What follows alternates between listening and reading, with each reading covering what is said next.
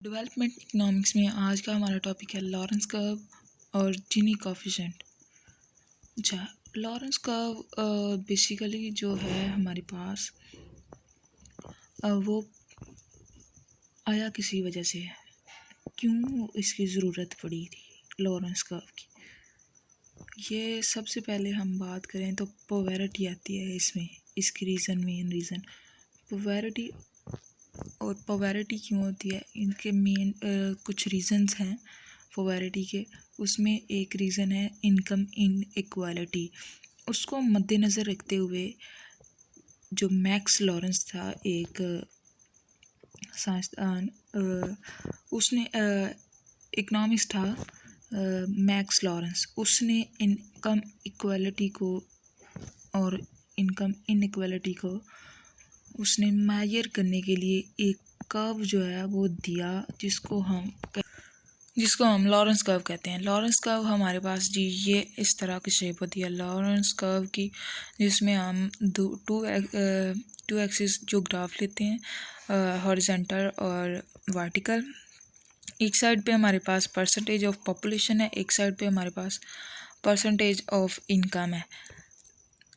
अगर हम इस ग्राफ पे टू एक्सिस ग्राफ पे एक 45 डिग्री लाइन लें तो हम उसको कहते हैं इक्वलिटी लाइन, क्योंकि ये जो है ये लाइन टू एक्सिस ग्राफ को कट कर देती है दो बराबर हिस्सों में। इससे दोनों एक्सिस के जो दरमियान है वो 1:1 का रिलेशन जनरेट होता है। इसके बाद हमारे पास जो लॉरेंस कर्व है वो ये लॉरेंस कर्व है ये लाइन ऑफ इक्वलिटी के नीचे। जितना लॉरेंस कर्व से ये गैप इक्वलिटी का बढ़ता जाएगा, उतना ही हमारे पास जो इनकम इनइक्वालिटी है वो बढ़ती जाएगी। अगर ये लॉरेंस कर्व और इनइक्वालिटी जो इक्वलिटी लाइन है ये आप पास पास होंगे तो हमारे पास इक्वलिटी जो है वो कम होगी। अगर ये एक्स एक्सिस की तरफ आता जा रहा है, ये ज़्यादा पास है एक्स एक्सिस की तरफ, तो ये इनकम इक्वलिटी जो है वो इनइक्वालिटी जो है बहुत ज़्यादा बढ़ जाएगी। इट्स मीन के जो कुछ ही कंट्री के कुछ ही लोग जो हैं वो सारी वेल्थ लिए हुए हैं, बाकी लोग जो हैं बहुत कम वेल्थ लिए हुए थे, कुछ के पास है भी नहीं। जितना ये दूर होता जाएगा उतनी इनक्वालिटी ज़्यादा होती जाएगी, जितना ये लाइन ऑफ इक्वलिटी के पास आता जाएगा उतनी ही ये लाइन के पास आता जाएगा, तो ये इक्वलिटी जो है वो कायम रहेगी। ज़्यादा लोगों के पास पैसे की डिस्ट्रीब्यूशन थोड़ी अच्छी हो जाएगी। जो ये मैक्स लॉरेंस ने ये कर्व दिया था ये 1905 में दिया था, 1905 में ये ग्राफ दिया था।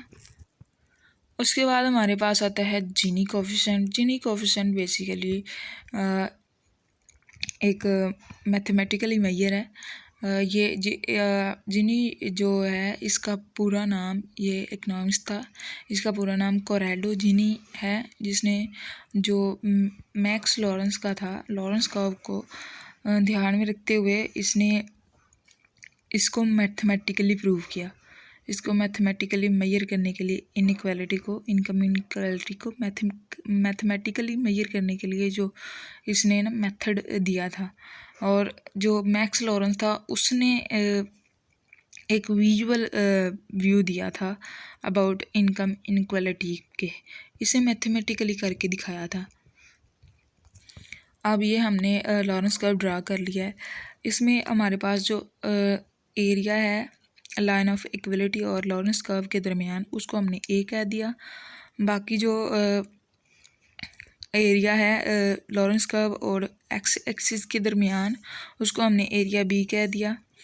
और अगर हमने इसको फाइंड करना है तो हमारे पास जीनी कोफिशिएंट का एक फार्मूला है जी। ये हमारे पास जीनी कोफिशिएंट का फार्मूला है, जिसमें फार्मूला क्या है, A divided by A plus B.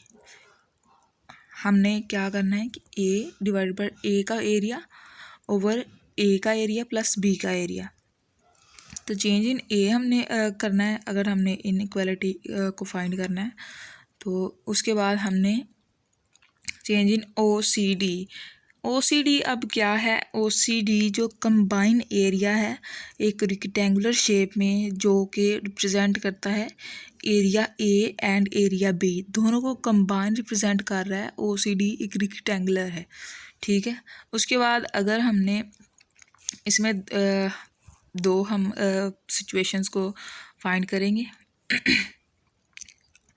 एक, जब हमारे पास जो A है, लाइन ऑफ इक्वलिटी है, वो 0 हो जाए। A का एरिया, जो एरिया गैप है लॉरेंस कर्व के और इक्वलिटी लाइन के दरमियान, वो 0 हो, तो ये अगर हम विजुअली देखें लॉरेंस कर्व के पर्सपेक्टिव से, तो हमारे पास ये 0 हो जाएगी,